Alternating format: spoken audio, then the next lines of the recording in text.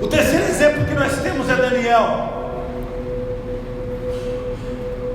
A Bíblia nos diz que quando Daniel é lançado na cova dos leões, ele já não era mais um jovenzinho. Aquele mesmo jovenzinho que foi levado cativo de Judá para a Babilônia. A mesma profecia que Jeremias havia dito. Ele já não era mais um mocinho mostrando a sua prova de fidelidade. Já tinha mais de 80 anos. E a Bíblia nos diz que Daniel era tido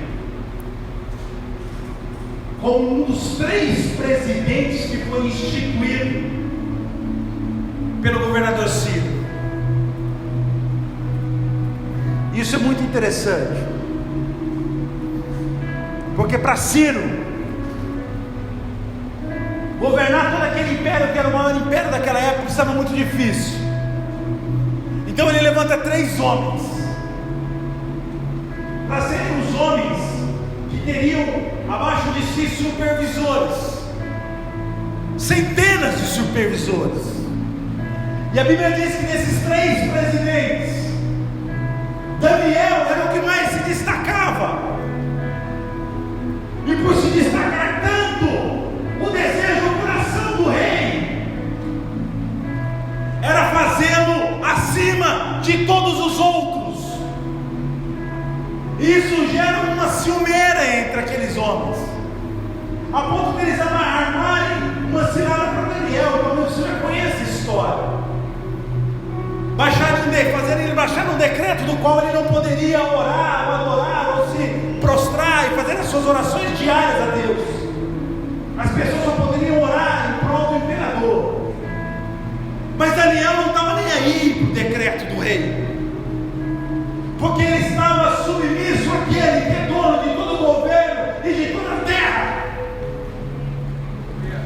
E ele iria pagar o preço que fosse necessário para manter as suas convicções diante de Deus, ainda que ele fosse lançado numa cova. E talvez você disse, mas uma cova não é a mesma coisa que cisterna, do que a mesma coisa que poço é.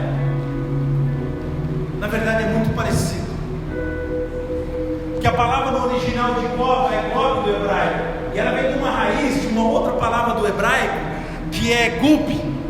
E essa palavra, né, ela fala sobre o verbo cavar. Então nós estamos falando de uma cova que tinha sido cavada, ou seja, de um buraco. Não era uma jaula do leão, tipo a jaula do circo. Eles cavaram um buraco, e lá nesse buraco eles colocaram os leões. E a Bíblia diz que Daniel não se submete àquele decreto, e por não se submeter àquele decreto, o rei, que o amava de coração,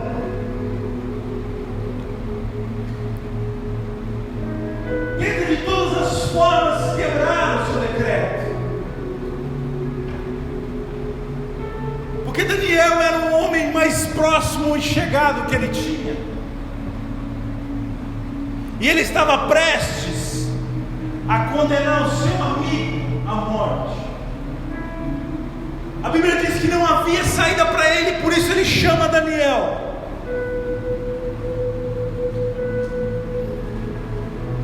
E ele fala para Daniel: Daniel, eu não tenho mais o que fazer. Eu consultei todos os meus advogados, eu entrei com todos os recursos possíveis, mas o documento que eu assinei, ele é irrevogável.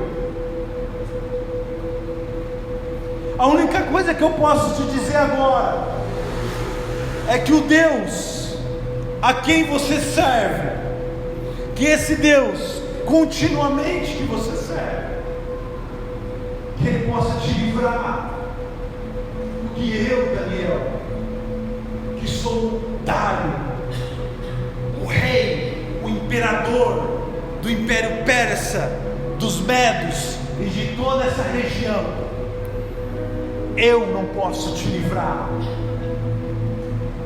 Eu que domino toda essa terra, eu que tenho todos esses homens abaixo de mim e que eles tremem diante da minha palavra, eu, Daniel, não posso te livrar dessa cova. Entenda, querido, nessa noite,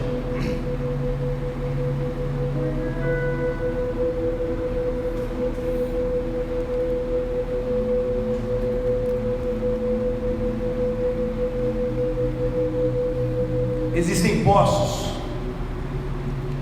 existem covas, existem cisternas, existem situações da tua vida que não é Ebed-Meleque que vai te livrar, que não é Faraó que vai te livrar, que não é Dário que vai te livrar. Existem situações da tua vida que Deus vai te livrar pessoalmente. É hora dele provar para você a fidelidade que ele tem contigo. É hora dele demonstrar a você que todos os seus anos de dedicação e fidelidade serão recompensados pela fidelidade dele por você. Daniel mostrou a sua fidelidade durante todo o governo babilônico, que a gente lembra. Ele nunca se curvou diante de outros deuses. Ele não se deixou corromper pelos manjares daquele povo. Nada que aquele povo poderia oferecer para ele, nada daquilo ele o recebeu. Mas ele guardou o seu coração e foi fiel a Deus até aquele momento. O capítulo 6, nós falamos aqui,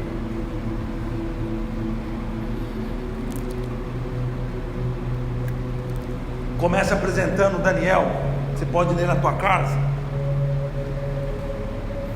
como um dos 3 presidentes do governo de Dário. Nós temos lá Dário nomeando todos os seus presidentes e falando da importância que Daniel tinha. Mas agora, querido, diante daquela cova, Dário, depois de passar uma noite inteira em jejum, a Bíblia diz que quando Daniel foi lançado na cova, Dário decretou um jejum durante aquele período todo, até amanhecer em todo o reino. Dário mandou parar todas as músicas, não era para ter louvor, não era para ter música, festa, porque era um momento de tristeza. E a palavra nos diz que quando Dário se aproxima daquela cova e manda arrancar a pedra, ele olha para a cova e com a voz triste ele sussurra: Daniel, servo do Deus vivo, servo do Deus vivo. O homem pode te dar muitos títulos, você pode chegar a ser presidente, você pode chegar a um status, como Daniel chegou, de ser o presidente dos presidentes. Você pode chegar a um status maior da sociedade, mas não existe nenhum status que se compare a ser chamado de servo do Deus vivo, de serva do Deus vivo. Você pode ter vários títulos e plumas, mas nada se compara, meu irmão, a ser chamado e reconhecido na terra como servo do Deus vivo, serva do Deus vivo, porque só Ele pode te salvar de todas as cisternas, poços e covas que o mundo pode te colocar.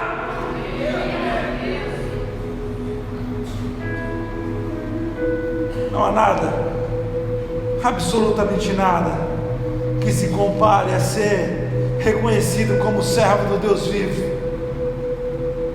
Daniel, ele entrou como um dos 3 presidentes, o mais requisitado. José saiu de escravo vendido num poço para governante do Egito. Jeremias saiu de uma cisterna, todo humilhado, para sentar-se com os reis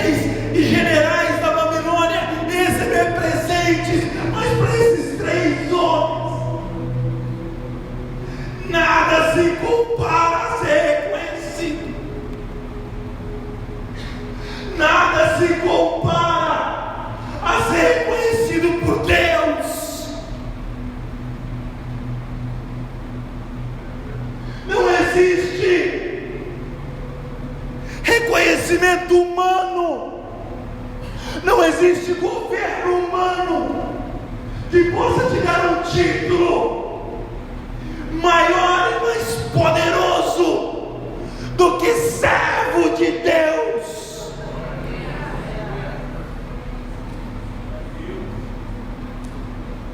Nada nesse mundo se compara a ser chamado de servo do Deus vivo. Toda a nossa história nessa terra e nessa vida se resume a sermos chamados e reconhecidos como servos do Deus vivo.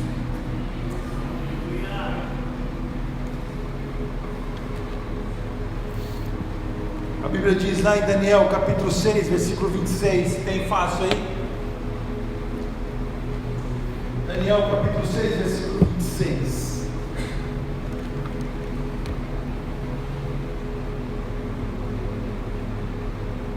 Que o rei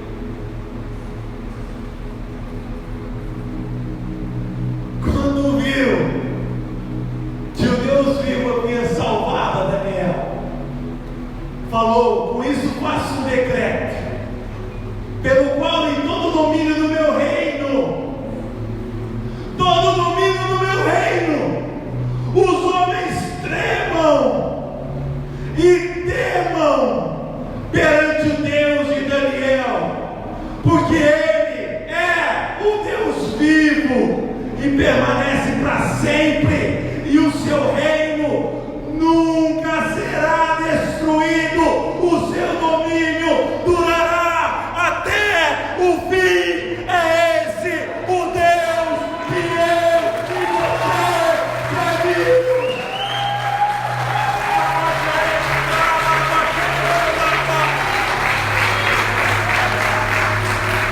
É esse reino que nós fazemos parte.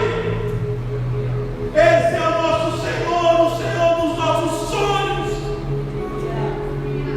o Senhor que entra nos poços conosco, que sai conosco, que nos faz reconhecidos nessa terra, não pela riqueza que acumulamos, mas pela unção e autoridade do Espírito Santo, que homem nenhum compra, que ouro nem prata se igualam,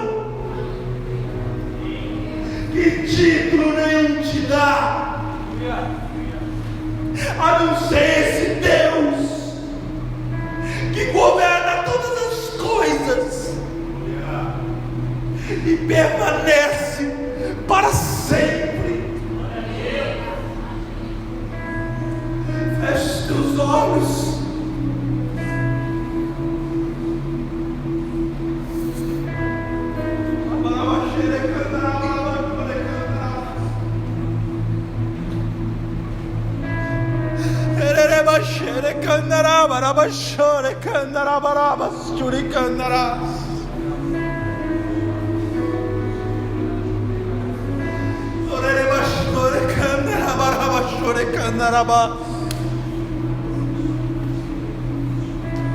O Deus vivo está neste lugar, querido. Eu não sei se você está no poço, mas nessa noite Ele te vê, Ele te enxerga, Ele te diz que eis que sou contigo. Glória a Deus.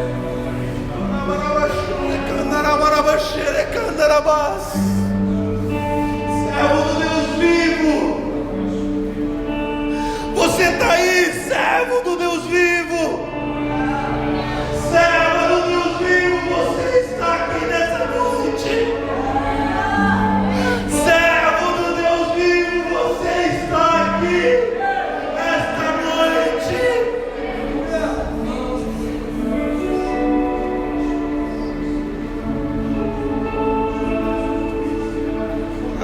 xerecandarabarabaxê.